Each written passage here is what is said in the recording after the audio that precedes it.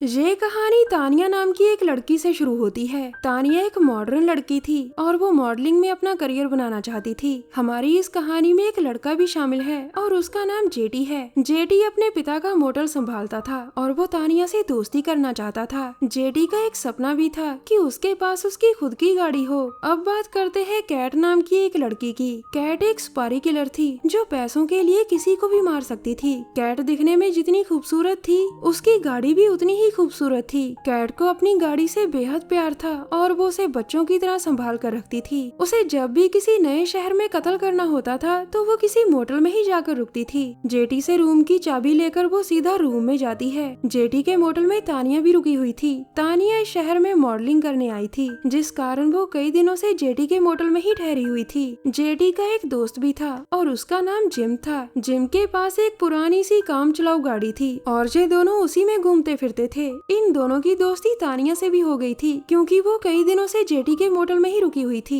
तानिया को अच्छी तरह से पता था कि जेटी मन ही मन उसे चाहता है लेकिन बोलने से डरता है। अगले दिन कैट अपने काम पर लग गई थी। वो उस बंदे के पीछे लग गई थी जिसे मारने के लिए वो इस शहर में आई थी। कैट के शिकार का नाम ब्रेन था और वो शहर का जाना माना डॉक्टर था। थोड़ी ही देर बाद जैसे ही ब्रेन अपने घर पहुँचता है तो कैट उसके घर में घुसकर उसे मार देती है। कैट बहुत ही शातिर किलर थी क्योंकि वो अपने पीछे कोई भी सबूत नहीं छोड़ती थी। अपने शिकार को मारने के बाद वो हमेशा उस बुलेट को भी उठा लेती थी जो उसकी गन से निकलता था। दरअसल कैट ये सब इसलिए करती थी ताकि पुलिस को कभी पता न चले कि किलर ने किस गन का इस्तेमाल किया था। उसी रात को जिम और जेटी मोटल के बाहर बैठकर वीकेंड की योजना बना रहे थे। दोनों फैसला करते हैं कि वो वीकेंड मनाने के लिए लेक पर जाएंगे। वो दोनों जैसे ही आगे बढ़ने लगते हैं तभी कैट भी ब्रेन को मारकर वापस लौट आती है। अब जिम अपनी गाड़ी स्टार्ट कर रहा था जबकि कैट अपनी गाड़ी पार्क कर अपने रूम की तरफ जा रही थी। जिम की काफी कोशिशों के बाद भी जब उसकी गाड़ी स्टार्ट नहीं होती तो जेटी उसके पास आकर कहता है, मैं हर हाल में वीकेंड मनाना चाहता हूँ, चाहे उसके लिए मुझे कुछ भी करना पड़े। मगर जिम ने अपने हाथ खड़े कर दिए थे और तभी जेटी की नजर कैट की गाड़ी पर पड़ती है। अब वो कैट के रूम में पहले खिड़की से झांकता है ताकि उसे पता चल सके कि कैट क्या कर रही है।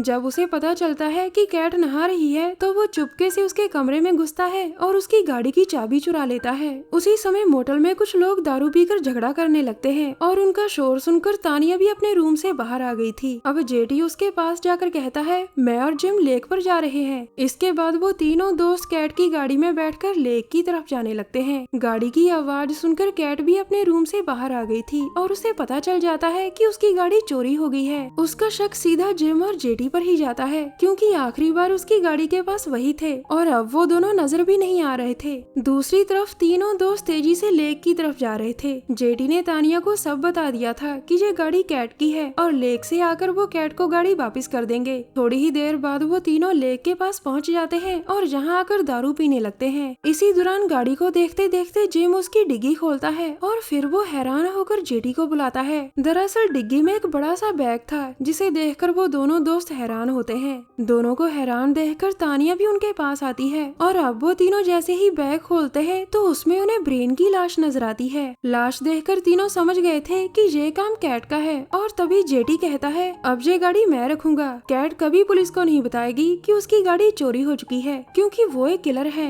उसकी बात सुनकर तानिया पूछती है कि तुम लाश का क्या करोगे। इसके जवाब में जेटी कहता है कि लाश को हम लेक में फेंक देंगे। उसकी बातों से जिम सहमत नहीं था और वो उन्हें छोड़कर वहाँ से चला जाता है। जिम के जाने के बाद तानिया और जेटी लाश को उठाते हैं। तानिया ये सब जेटी के लिए कर रही थी क्योंकि वो उसे अपना अच्छा दोस्त मानती थी। उसे पता था कि जेटी हमेशा से ही खुद की कार चाहता था, इसीलिए वो उसकी मदद कर रही थी। दोनों जल्दी जल्दी लाश को लेक में फेंककर वहाँ से चले जाते हैं। अब वो दोनों फिर से मोटल की तरफ बढ़ रहे थे और रास्ते में उन्हें जिम मिलता है। जिम को अभी भी जेटी पर बहुत गुस्सा था लेकिन जेटी उसे मनाकर गाड़ी में बिठा ही लेता है। अगले दिन सुबह कैट की गाड़ी लेकर ये तीनों गैराज में आते हैं। ये गैराज जिम के पिता का था लेकिन काम न चलने के कारण गैराज को बंद करना पड़ा था। गैराज में गाड़ी छोड़कर तानिया और जेटी मोटल में वापस आ जाते हैं। दूसरी तरफ ब्रेन की लाश पुलिस के हाथ लग गई थी। किसी ने लाश को देख लिया था और उसी ने पुलिस को फोन करा था। थोड़ी ही देर बाद कैट को भी टीवी के जरिए पता चल जाता है कि पुलिस को डॉक्टर ब्रेन की लाश लेक में मिली है। कुछ देर बाद मोटल के बाहर जेटी जिम की गाड़ी रिपेयर कर रहा था। जेटी को थोड़ा बहुत मैकेनिक का काम आता था और इसी बीच उसके पास तानिया भी आती है। इन तीनों को अकेले देखकर कैट उनके पास आकर कहती है, तुम लोगों ने मेरी गाड़ी चोरी की थी और मैं अपनी गाड़ी वापस चाहती हूँ। दरअसल कैट को तो सिर्फ उन पर शक था और उसने हवा में तीर चलाया था। उसकी बात सुनकर जेटी कहता है तुमने डॉक्टर ब्रेन को मारा है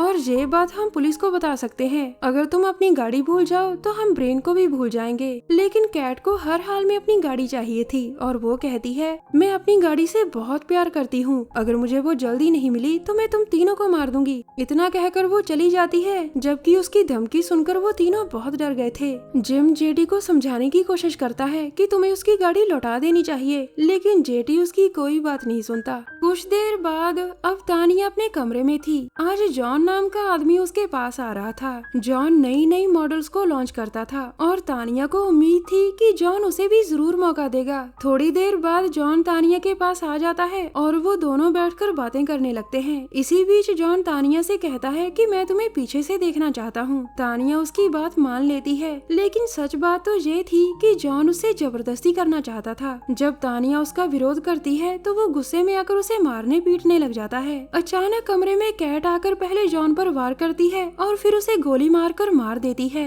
जॉन की मौत अपनी आंखों के सामने देखकर तानिया बहुत डर गई थी। थोड़ी देर बाद जिम अपने गैराज में आता है और कैट की गाड़ी वहाँ से गायब थी। दूसरी तरफ तानिया जेटी के साथ थी और वो उससे कहता है मैंने तुम्हें इसलिए बुलाया है क्योंकि मैं तुम्हें कुछ बताना चाहता था। मैंने कैट की गाड़ी दूसरे गैराज में छुपा दी है। मुझे डर था कि जिम कैट के आगे मुंह खोल सकता है, इसीलिए मैंने ये सब किया। इसके बाद वो दोनों बातें करते करते नए गैराज तक पहुँच जाते हैं, जबकि दूसरी तरफ जिम मोटल तक पहुँच गया था। वो बाहर से ही पुलिस को देखता है जो तानिया के कमरे में छानबीन कर रही थी। दरअसल जब कैट ने जॉन को मारा था तो गोली की आवाज किसी ने सुन ली थी और उसी ने पुलिस को बुलाया था। इसी दौरान कैट जिम की गाड़ी में बैठकर कहती है यहाँ से जल्दी चलो वरना मैं तुम्हें मार दूंगी। उधर जेटी तानिया को बता रहा था मैंने कैट की गाड़ी का रंग ब्लैक से रेड कर दिया और उसका नंबर भी बदल दिया। दरअसल जेटी ने फैसला कर लिया था कि वो किसी भी हाल में कैट को गाड़ी वापस नहीं देगा। थोड़ी देर बाद कैट और जिम भी गैराज में पहुंच जाते हैं और अपनी गाड़ी को नए रंग में देखकर कैट कहती है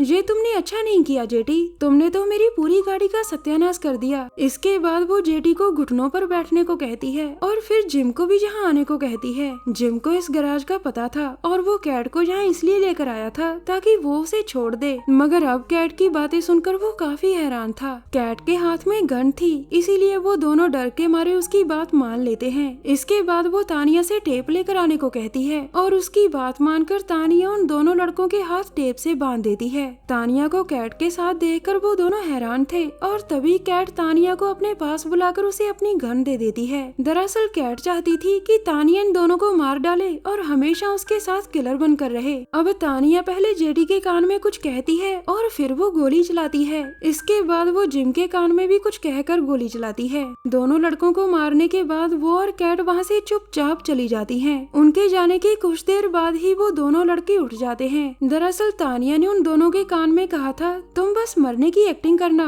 बाकी का काम मेरा। इसके बाद तानिया ने जो गोली चलाई थी वो उन दोनों के कानों के पास से गुजरी थी। तानिया ना तो अपने दोस्तों को मारना चाहती थी और ना ही वो कैट को मारना चाहती थी। कैट ने जॉन को मारकर उसकी इज्जत बचाई थी और इसीलिए वो कैट के साथ हो गई थी। गैराज से थोड़ी दूर जाने के बाद कैट गाड़ी रोककर तानिया को बाहर आने को कहती है। इसके बाद वो डिग्गी से ऑयल निकालकर गाड़ी पर डालती है और फिर उसे आग लगा देती है। अब वो तानिया से कहती है मैं जानती हूँ तानिया कि जिम और जेटी जिंदा हैं और मुझे ये देखकर अच्छा लगा कि तुम दोस्ती निभाने के काबिल हो। अगर तुम उन्हें मार देती तो मैं भी तुम्हें मार देती। इसके बाद कैट का आदमी आकर उन दोनों को शहर से बाहर ले जाकर छोड़ देता है। अब दोनों लड़कियां नए शहर जा रही थीं, जहां ये अपनी जिंदगी नए सिरे से शुरू करने वाली थीं। वैसे आपको बता दें कि कैट ने अपनी गाड़ी इसलिए जलाई थी क्योंकि उसे लाल रंग से नफरत थी। हमारी वीडियो देखने के लिए धन्यवाद।